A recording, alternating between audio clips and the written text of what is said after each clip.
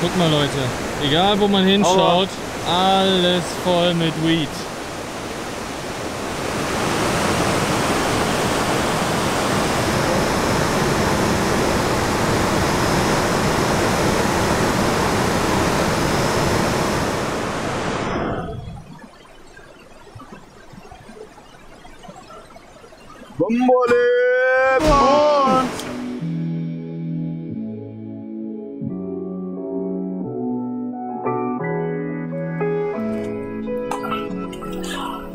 Ich habe wirklich lange überlegt, wie ich meine 3 Wochen, die ich hier in Cassol jetzt verbracht habe, bestmöglichst mit euch teilen kann. Meine erste Idee zum Beispiel war es, das Ganze so ansprechend und hochwertig wie möglich zu machen.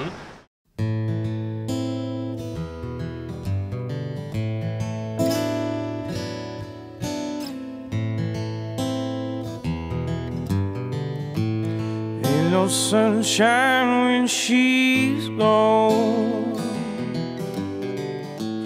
It's not warm when she's away. Ain't no sunshine when she's gone. She's always gone too long. Anytime she goes away, wonder this time where she's gone.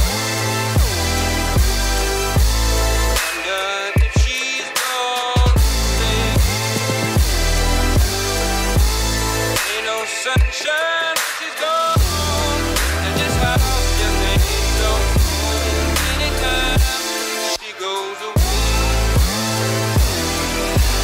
she's gone. It's not warm when she's away. Ain't no sunshine when she's gone, and she's always gone too long. Anytime she goes away, wonder this time where she's gone. Wonder if she's gone away. Ain't no sunshine, she's gone. And this house just ain't no. Das, was ihr gerade gesehen habt, war übrigens George. Das ist ein kleines Dorf direkt neben Cassol. Ich rede zwar die ganze Zeit von Cassol, aber eigentlich habe ich mich hier aufgehalten. Gehört für mich aber alles zu Cassol. Das, was mich an der ersten Idee aber so ein bisschen stört, ist, dass ich 2 Meinungen zu Cassol habe. Also zum einen liebe ich diesen Ort, er ist wirklich wundervoll. Aber zum anderen kann es für so manche Reisende auch etwas gefährlich hier werden. Das war der Grund, warum ich mich dazu entschieden habe, das Ganze so authentisch wie möglich für euch zu machen. Damit ihr versteht, was ich mit diesen 2 Meinungen ausdrücken möchte. Und genau deswegen habe ich mir gedacht, ich zeige euch einfach mal, was es hier im Dorf alles so gibt.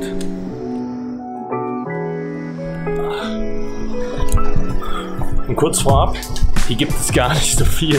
Die meisten Leute, die man hier sieht, die leben eigentlich auch hier in diesem Dorf mit ihren Familien und haben ihre kleinen schönen Häuser und Hütten, die teilweise so aussehen und wie ich es schon vorher gesagt habe, alle relativ bunt bemalt sind. Und ja, die haben ihre eigenen Farmen, die haben im Prinzip alles, was die hier brauchen. Und hier scheint ein kleiner Tempel zu sein, der relativ wichtig für die Bewohner hier ist. Ich zeige euch mal 1, 2 Ausschnitte von einer Gruppe, die gerade dabei waren, ihre Götter wieder zurück zu ihrem eigentlichen Ort zu führen. Aber vor ein paar Tagen gab es hier eine Zeremonie, da waren die hier alle versammelt. Ich habe es leider nicht aufgenommen. Es gab 3 Tage lang ein Fest, sage ich mal. Die hatten alle ihre Rituale hier und war ziemlich spannend und interessant, aber ich habe es, um ehrlich zu sein, auch gar nicht so richtig verstanden. Ich wollte aber auch keinen von denen jetzt fragen, worum es genau da ging, weil die alle so in ihrem Element waren. So, und hier sind wir jetzt an meinem kleinen Lieblingsshop angekommen. So, also hier ist... Huh? You want? No, I first want to film and show the people the shop. Yeah. So, hier ist im Prinzip ein kleiner Shop. Ich muss mich ein bisschen bücken. Ich hoffe, ihr seht was. Hier sind überall so kleine Leckerlis und Snacks, die man sich kaufen kann. Und ja, das ist so ein kleiner Kiosk für alles im Prinzip, was man so braucht. Ob es jetzt Snacks sind, ob es Eier sind. Hier, die haben ja auch eine Küche, wo die auch abends oder ja auf Anfrage mal kochen. Hello! Hier ist die nette Dame, Anti. Sie hat immer sehr viel leckeres Essen gemacht und ihr gehört der Laden hier. I'm just showing the people your shop. It's a nice shop. Hier in dem Dorf gibt es auch ein paar andere Shops, also jedes Haus bzw. Gasthaus hat so ihren eigenen kleinen Laden. Aber dieser hier ist auf jeden Fall der bekannteste und coolste. Und Leute, haltet euch fest, das war's eigentlich auch schon. Also viel mehr gibt es hier eigentlich nicht. Aber ich denke, dass sich das in den nächsten 1, 2, 3, 4, 5 Jahren auf jeden Fall stark weiterentwickeln wird. Hello. How are you? Die Leute hier sind auf jeden Fall so nett.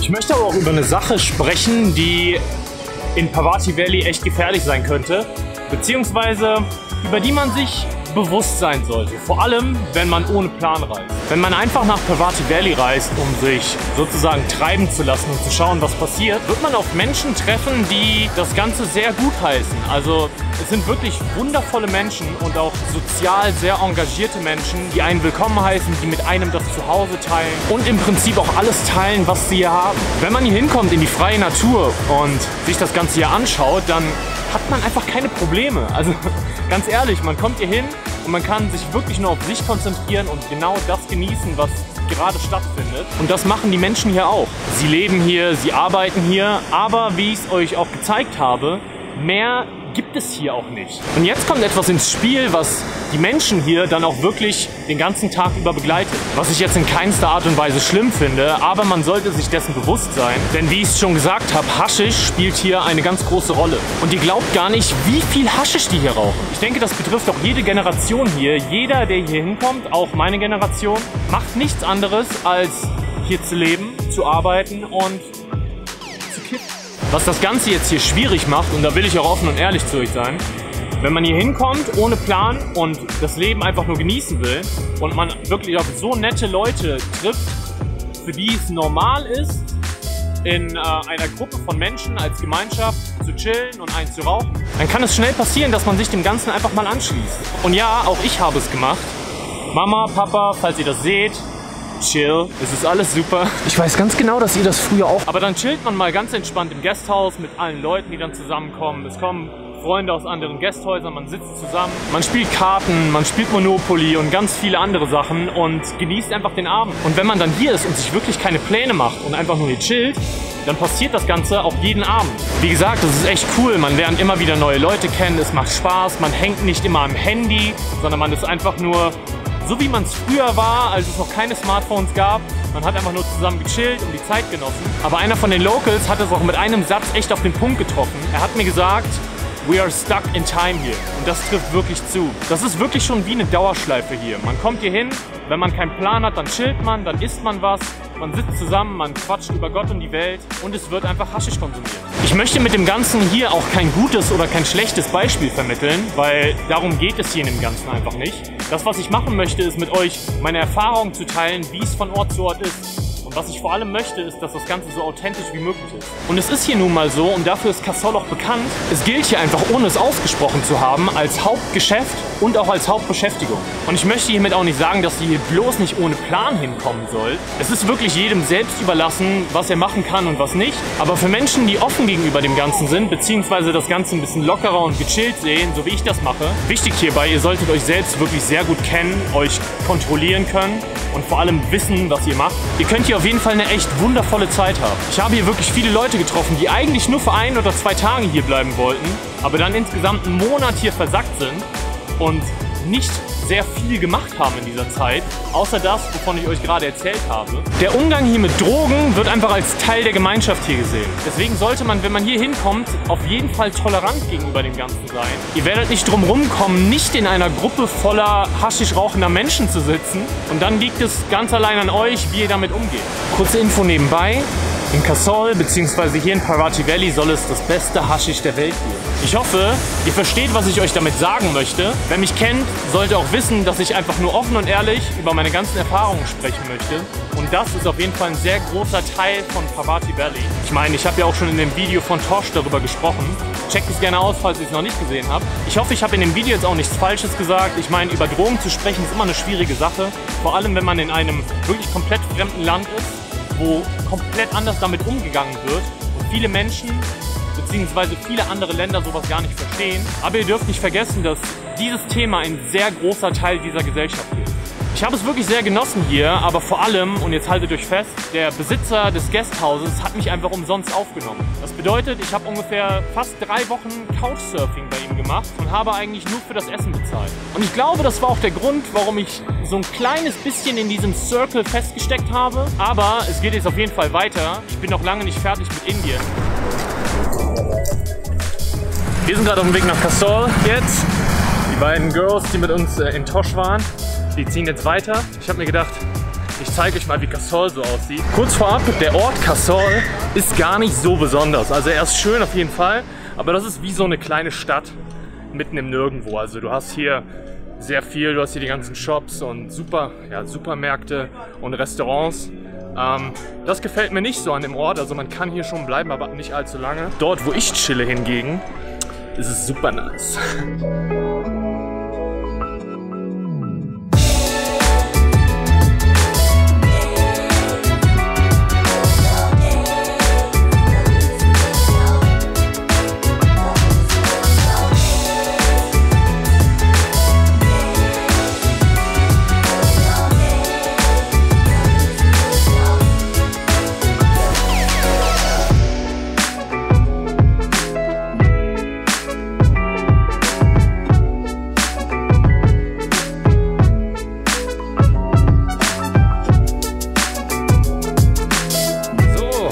Wir haben jetzt eine Kleinigkeit gegessen, ein paar Momos, haben uns von den Ladies verabschiedet, aber ich habe immer noch ein bisschen Hunger, deswegen schnappen wir uns jetzt noch was anderes zu essen. Chicken Chow Mein.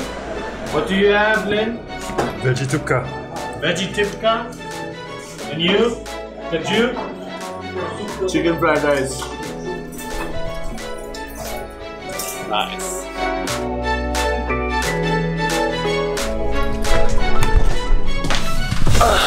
So Leute, das hier ist übrigens mein Zimmer. Ziemlich cool. Und Leute, ich zahle dafür einfach nichts. Wie geil ist das denn? Ich würde sagen, ich beende das Video auch für heute. Ich hoffe, es hat euch gefallen und ihr konntet verstehen, was für eine Beziehung ich zu diesem Ort habe. Was es für positive, aber vielleicht auch negative Seiten haben könnte, wenn man, ich sag mal, nicht mit sich selbst im Reinen ist. Ich fange jetzt auf jeden Fall gleich an, das Video zu schneiden und dann verbringe ich noch eine coole Restzeit mit den Leuten hier, die ich kennengelernt habe und dann geht es auch schon relativ schnell weiter. Lasst ein Like da, wenn es euch gefallen hat. Vergesst nicht, diesen Kanal zu abonnieren. Ich würde sagen, wir sehen uns beim nächsten Mal. Schaltet auch dann gerne wieder ein. Und ja, Friends, schöne Grüße aus George. Peace!